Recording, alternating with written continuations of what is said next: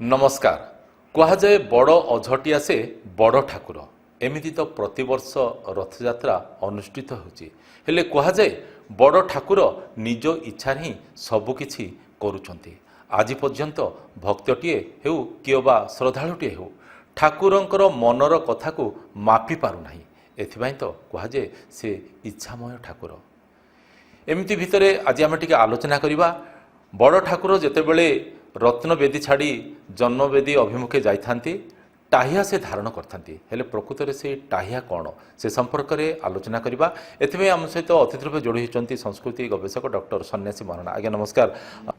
आपण देखी मु देखी आम परी अनेक भक्त श्रद्धालु देखी ठाकुरंकर से दिव्य रूप जितेबले कि ठाकुर को पहंडी करा जाए आ पहंडी करी करी रथ अभिमुखे निया जाए सेतेबले ठाकुर जो टाहिया धारण करता गोटे मंत्रमुग्ध गोटे निआरा दृश्य समस्ते देखी था तो टाहिया को लेकिन टिके आलोचना होती चलित वर्ष रथयात्रा अवसर में कारण ठाकुरंकर मथारू टाहियाटी खसी जाता प्रकृत में टाहिया कौन मधुभक्त विनोदाथ क्रियम विभेद क्रिया से मत अनुसार महाप्रभु जो लीला करती यात्रा करती एवं जो गोटे कथार विचार कर विष्णु हेले अर्चन प्रिय आभूषण प्रिय अलंकार प्रिय जिते विष्णु को भूषित कराहब आभूषित कराहब सजा हम सी अति आनंद प्राप्त करते शिव जल प्रिय भानु नमस्कार प्रिय एवं ब्राह्मण भोजन प्रिय बोली विचार कर मत अनुसार जितेबले आप जो भी जा देखूँ आप विष्णुंर विग्रह माने आदि विष्णुंर प्रतिमा होता गोटे सुंदर भाव में सजैक सी पाट पीताम्बरी धारण करेंगे विभिन्न नाना अलंकार भूषित होते वक्षस्थल कौस्तुभ मणि थी महाप्रभुंर स्वरूप मयूरचंद्रिका धारण करेंगे बंशी धरी शंख मैं रूपटे ही एक लावण्यमय रूप अति सुमधुर रूप जहाँ समझते माधव रूप बोली कहते एवं से ही रूप से समस्त को मोहित करते ये तो पुणी जगत मोहन ये तो मनमोहन ये समस्त को तो मन को मोहिबार आकर्षण कर क्षमता या पाखे अच्छी तेणु महाप्रभु स्वतंत्र भाव में जो राघवदास मठ अच्छा राघवदास मठ द्वारा महाप्रभु दुई गोटी टाहिया बलभद्र गोटे टाहिया और महाप्रभु जगन्नाथ में टाहिया सुभद्रा में छोट गोटे टाहिया गोटे मुकुटी प्रदान कर जितेबाला महाप्रभु ये टाहिया पिंधिकी भक्तर आढ़ुआल को घंट घंटार नदना शब्द नाद मध्य आसिक पहुँचती से ठाणी ताकू उड़िया देखती सारा विश्व देखी विमोहित विस्मित हुए आपण दुनिया रे जोठ भी देखु महाप्रभु अनेक थर रत्न अभिषित हुंती रत्न पिंधती सुना पिंधती सुवर्ण पिंधती अलंकार पिंधती मंदिर भितर चारिथर सुनावेश हुए मंदिर बाहर थरे सुनावेश हुए महाप्रभुंर 12 मासरे विभिन्न प्रकार विधि विधान परंपरा अनुसार विभिन्न प्रकार महाप्रभु वेश हुंती किंतु महाप्रभुंर टाहिया लगी वेशटी संपूर्ण भाव में भिन्न एवं अलग तेबे ता पछर एक सूक्ष्म कारण रही एवं गोटे कथा मध्य विचार कर महाप्रभु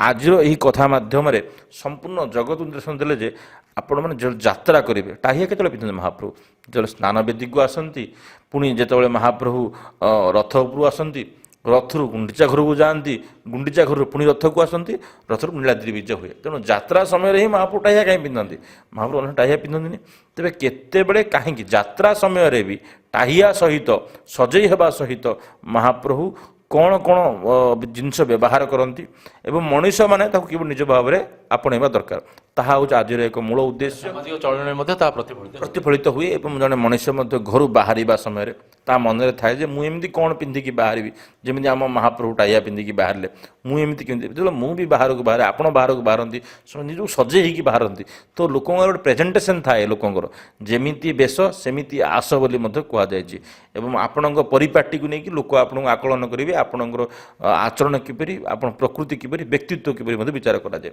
टाहिया लगे महाप्रभुर व्यक्तित्व वृद्धि हुए सारा विश्व विमोहित हुंती तेरे क्यों 10 गोटी जिनिस आप घर बाहर जमी महाप्रभु टाहिया लगिकी बाहर क्यों 10 गोटी जिनिस आप धरिकी बाहर साथ आपणकर मंगल हम प्रथमे आप महाप्रभु मंदिर बाहर 7 पाहाच पाखे टाहिया लगी हे महाप्रभु सेठी मंदिर जो भूमि थाए से भूमि को थे प्रणाम करती अर्थात माटी मनस्क हबार कथा जड़े मनीष जदि माटी गोटे माँ जननी जन्मभूमि स्वर्गादपि गरीयसी जननी जन्मभूमि बड़ संसार किए ना जो महाप्रभु लीला कले जो भूदेवी स्त्री बोली विचार करागला प्रथमे से भूमि को प्रणाम करी बाहर ଯେତେବେଳେ ଭୂମିକୁ ପ୍ରଣାମ କଲେ, ଭୂମିକୁ ପ୍ରଣାମ କରିବା ସଙ୍ଗେ ସଙ୍ଗେ ମହାପ୍ରଭୁଙ୍କୁ ସାତ ପାହାଚ ଉପରେ ହିଁ ଏକ ବନ୍ଦାପନା କାର୍ଯ୍ୟ ହୁଏ। ଗୋଟେ ଦୀପରେ ମହାପ୍ରଭୁଙ୍କୁ ବନ୍ଦାଯାଏ।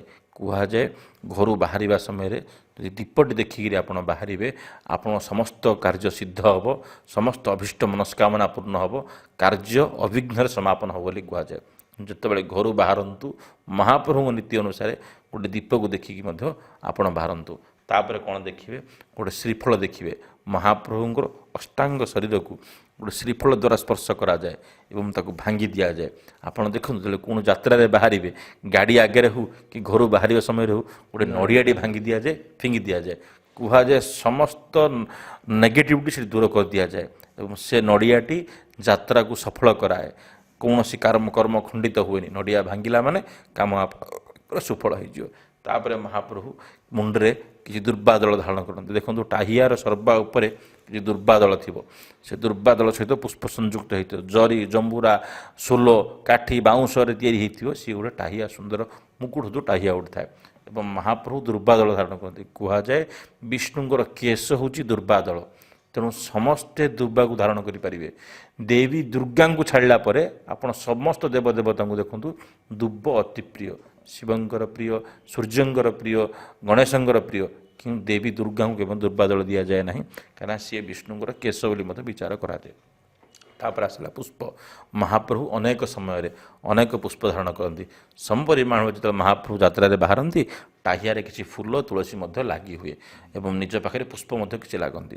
ଯଦି ଆପଣ କୌଣସି କାମରେ ଘରୁ ବାହାରୁଛନ୍ତି, ଆପଣ ଚେଷ୍ଟା କରନ୍ତୁ ପୂର୍ବକାଳ ମଧ୍ୟରେ କୌଣସି କର୍ମ ଆରମ୍ଭ ହେବା ସମୟରେ ମଧ୍ୟ ବ୍ରାହ୍ମଣ କ'ଣ କରେ? ଫୁଲଟି ଦେଇ କାନରେ ଖୁଞ୍ଚି ଦେବା ପାଇଁ। ଆପଣ ଘରୁ ବାହାରୁଥିବେ, ମା' ହେଉ, ଖୁଡ଼ି ହେଉ, ମାଉସୀ ହେଉ, ପିଉସୀ ହେଉ, ନିଜ ସ୍ତ୍ରୀ ମଧ୍ୟ ହୁଅନ୍ତୁ ନା କାହିଁକି, ଗୋଟେ ଫୁଲଟି ଦିଅନ୍ତି। କୁହାଯାଏ ସେ ଫୁଲଟି ଆପଣଙ୍କୁ ଘରକୁ ଫେରେଇ ଆଣେ, ଆପଣଙ୍କର ବାଟରେ ଥିବା ସମସ୍ତ ଅମଙ୍ଗଳକୁ ବିନାଶ କରେ ଏବଂ ଫୁଲ ଯେଉଁଠି ସତେଜ ଥାଏ, ଆପଣ ସେମିତି ସତେଜ ରହନ୍ତି। ଏବଂ ଆମେ ଆଜିକା ଯୁଗରେ ପରଫ୍ୟୁମ୍ ସବୁ ୟୁଜ୍ କରୁଛନ୍ତି, ପୂର୍ବେ ଫୁଲର ଗନ୍ଧରେ ହିଁ ସମସ୍ତେ ବିମୋହିତ ହେଉଥିଲେ। ତେଣୁ ମଲ୍ଲି, ଜାଇ, ଜୁଲି ଫୁଲ ସମସ୍ତେ ଦେଉଥିଲେ ଆପଣଙ୍କୁ। ତାପରେ ଆସିଲା ଗୋରୋଚନା। କୁହାଯାଏ ମହାପ୍ରଭୁ ବାହାରକୁ ବାହାରନ୍ତି, ମହାପ୍ରଭୁଙ୍କୁ ବିଭିନ୍ନ ଭାଇରସ୍ ଜନିତ ରୋଗ ମଧ୍ୟ ହେବାର ସମ୍ଭାବନା ଥାଏ। ସେ ସମୟରେ ହାଡ଼ ଫୁଟି ହେଉଥିଲା, ତ ପିଲାଙ୍କୁ ଗୋରୋଚନା ଦିଆହେଉଥିଲା ପାଣି କରି ପିଇବା ପାଇଁ ବା ଦେହରେ ଲଗାଇବା ପାଇଁ। ଗୋରୋଚନା ଏକ ଦ୍ରବ୍ୟ, ସୁଗନ୍ଧି ଦ୍ରବ୍ୟ, ଯାହାକୁ ଗାଈର ନାଭିରୁ ସଂଗ୍ରହ କରାଯାଏ ବୋଲି କୁହାଯାଏ। ଗାଈର ଏକ ପ୍ରିସିୟସ୍ ଦ୍ରବ୍ୟ, ତାକୁ ସଂଗ୍ରହ କରାଯାଏ। ମହାପ୍ରଭୁ ତାକୁ ମୁଣ୍ଡରେ ଲଗେଇକି, ଶରୀରରେ ଲଗେଇ, କଣ୍ଠରେ ଲଗେଇ ବାହାରନ୍ତି। କୁହାଯାଏ ଗୋରୋଚନା ଯଦି ମୁଣ୍ଡରେ କଣ୍ଠରେ ଲଗେଇ ଦିଆଯାଏ, ତାହେଲେ ତା'ର ସମସ୍ତ ପ୍ରକାର ବିଘ୍ନ ଦୂର ହୁଏ, କାମରେ 100% ସକ୍ସେସ୍ ହେବ। ତାପରେ ଦର୍ପଣ। ମହାପ୍ରଭୁ ନିଜେ ଗୋଟେ ଦେଖିବେ ମୁଁ କେମିତି ଦେଖାଯାଉଛି। ଆପଣ ଘରୁ ବାହାରିବା ସମୟରେ ଦେଖୁଛନ୍ତି ଯେ ମୁଁ କେମିତି ଦେଖାଯାଉଛି, ସାର୍ଟ ପ୍ୟାଣ୍ଟ ଠିକ୍ ଅଛି ତ, ଇନ୍ ପ୍ୟାଣ୍ଟ ଠିକ୍ ଅଛି ତ, ମହାପ୍ରଭୁ ନିଜକୁ ଦେଖନ୍ତି ଯେ ମୁଁ ଠିକ୍ ଅଛି ତ ନାହିଁ। ତେଣୁ ଦର୍ପଣର ବ୍ୟବସ୍ଥା ମଧ୍ୟ କରାଯାଏ। ମହାପ୍ରଭୁ ବାହାରିବା ସମୟରେ ପଙ୍କ୍ତି ଭୋଗ ହିସାବରେ ଦହି ଟିକେ ମହାପ୍ରଭୁ ଖାଇକି ବାହାରନ୍ତି। ତେଣୁ ଆମେ ବି ଭଲ କାମରେ ବାହାରୁ, ପରୀକ୍ଷା ଦେବା ପାଇଁ ପିଲାମାନେ ବାହାରନ୍ତି, ତ ମାଆ ମାନେ ତାଙ୍କୁ ପ୍ରାୟତଃ ଦହି ଟିକେ ମଧ୍ୟ ଖାଇବାକୁ ଦିଅନ୍ତି। ଏସବୁ ନୀତି ଆମ ମହାପ୍ରଭୁ ଅନୁକରଣ କରୁଛନ୍ତି। ଶେଷଟି ହେଉଛି ଧଳା ସୋରିଷ। ମହାପ୍ରଭୁ 16 ବର୍ଷର ପିଲା, ବଡ଼ ଗୁଲୁଗାଲିଆ ଚେହେରା, ବଡ଼ ସୁନ୍ଦର ଚେହେରା, କାଳେ କିଏ ତାଙ୍କ ଦୃଷ୍ଟି ପକାଇଦେବ କି? ପୁଣି ମହାପ୍ରଭୁଙ୍କ ଦେହ ତ ଖରାପ ହେଇକି ମହାପ୍ରଭୁ ଉଠି ଯାତ୍ରା କରିଛନ୍ତି, ପୁଣି କିଛି ଅସୁବିଧା ହେବ କି? ସେ କଥାକୁ ମନେ ପକାଇଯାଏ। ମହାପ୍ରଭୁଙ୍କୁ ଧଳା ସୋରିଷ ଟିକେ ଝାଡ଼ି ଦିଆଯାଏ। ଛୋଟ ପିଲାଙ୍କୁ ଦୃଷ୍ଟି ହେଲେ ଧଳା ସୋରିଷ ପକାଇ ମାଆ ଟିକେ ଝାଡ଼ି ଦିଅନ୍ତି, ତ ପିଲାର ଦୃଷ୍ଟି ମଧ୍ୟ କଟିଯାଏ କୁହାଯାଇଛି। ଶେଷ ଜିନିଷଟି ହେଉଛି ଅଳଙ୍କାର। ଯେଉଁ ଅଳଙ୍କାର କଥାରେ ଆଜିର ଟପିକ୍ ଥିଲା, ମହାପ୍ରଭୁ ବାହାରକୁ ବାହାରିବା ସମୟରେ ସିନା ସୁନା ଅଳଙ୍କାର ପିନ୍ଧନ୍ତି, କିନ୍ତୁ ସେ ଯେଉଁ ରାଘବ ଦାସ, ଯେଉଁ ଭକ୍ତ ରାଘବ ଦାସ ଥିଲେ, ତାଙ୍କ ଦ୍ୱାରା ପ୍ରଦତ୍ତ ସେ ସୁନ୍ଦର ଟାହିଆଟିକୁ ମହାପ୍ରଭୁ ଅଳଙ୍କାର ପ୍ରତୀକାତ୍ମକ ଭାବରେ ଭାବିକି ତାକୁ ନିଜ ମସ୍ତକରେ ଧାରଣ କରନ୍ତି। ନାଚି ନାଚି ଢଳି ଢଳି ହଲି ହଲି ଆସିକି ପହଞ୍ଚନ୍ତି। ଚଳିତ ବର୍ଷ ବ୍ୟତିକ୍ରମ ଘଟିଛି। ଲୀଳାମୟ ମହାପ୍ରଭୁ ଲୀଳା କରିଛନ୍ତି। ମହାପ୍ରଭୁଙ୍କ ଉପରେ ଟାହିଆ ଥିଲା, କିନ୍ତୁ 22 ପାହାଚ ଆସିବାକୁ ଟାହିଆଟି କେମିତି ଖସି ଯାଇଥିଲା। ଏବଂ ଏ କଥାର ଅନେକ କଥା ଆକଳନ କଲେ ମଧ୍ୟ ଗୋଟିଏ କଥା ବିଚାର କରିବା ଆମେ, ମହାପ୍ରଭୁ ଚାହିଁଲେ ତାଙ୍କ ମୁଣ୍ଡ ଟାହିଆ ଖଣ୍ଡେ ରହୁ କହିକି। ତେଣୁ ମହାପ୍ରଭୁ ସେଭଳି ଭାବରେ ଆସିଲେ। ଲୀଳାମୟ ମହାପ୍ରଭୁ, ଆକୁ ନେଇକି ବିଶେଷ ଜିନିଷ ଆକଳନ କରିବା କିଛି ଆବଶ୍ୟକ ନାହିଁ। କିନ୍ତୁ ମହାପ୍ରଭୁ ଯେଉଁ 10 ଗୋଟି ଜିନିଷ ନିଜେ ବ୍ୟବହାର କରୁଛନ୍ତି, ତାକୁ ଆମ ଜୀବନରେ ବ୍ୟବହାର କଲେ ନିହାତି ଭାବେ ଆମର କାର୍ଯ୍ୟ ମଧ୍ୟ ଅବିଘ୍ନରେ ସମାପନ ହେବା ସହିତ ସଫଳତା ପ୍ରାପ୍ତ ହେବ। ଆପଣମାନେ ଥରେ କରି ଦେଖନ୍ତୁ 10 ଗୋଟି ଉପାୟ, ନିହାତି ଆପଣଙ୍କର ଆଗାମୀ କାର୍ଯ୍ୟରେ ଆପଣ ସଫଳ ହେବେ ଏବଂ ନିହାତି ମହାପ୍ରଭୁଙ୍କୁ ଧନ୍ୟବାଦ ଜଣାଇବେ।